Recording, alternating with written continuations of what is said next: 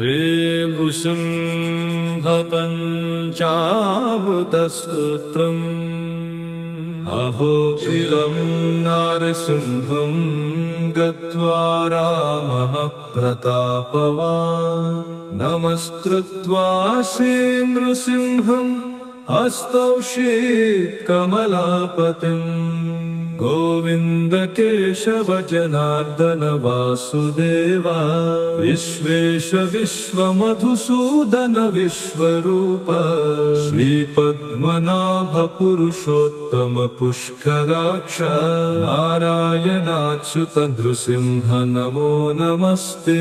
देवा समस्तां खलु योगी मुख्याः गन्धर्व विद्याधर किन्नराश्च यत्पादमूलं सततं नमन्ते तं नारसिंहं शरणं गतोऽस्मि।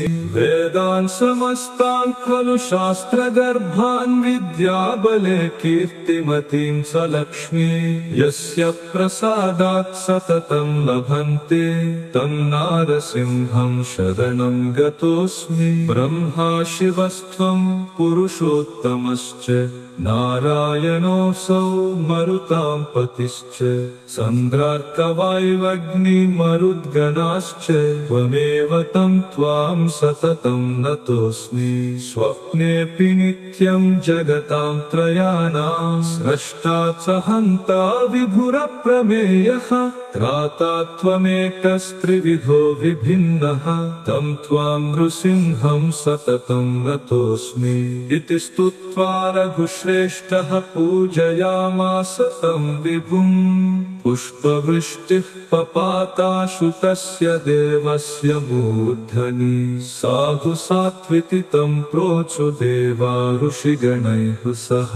देवाहूचु राघवेन कृतं स्तोत्रं पञ्चामृतमनुत्तमं पठन्ति ये द्विजवरास्तेषां स्वर्गस्तु शाश्वतः। इति श्रीरामकृत श्रीनृसिंह पञ्चामृतस्तोत्रम्।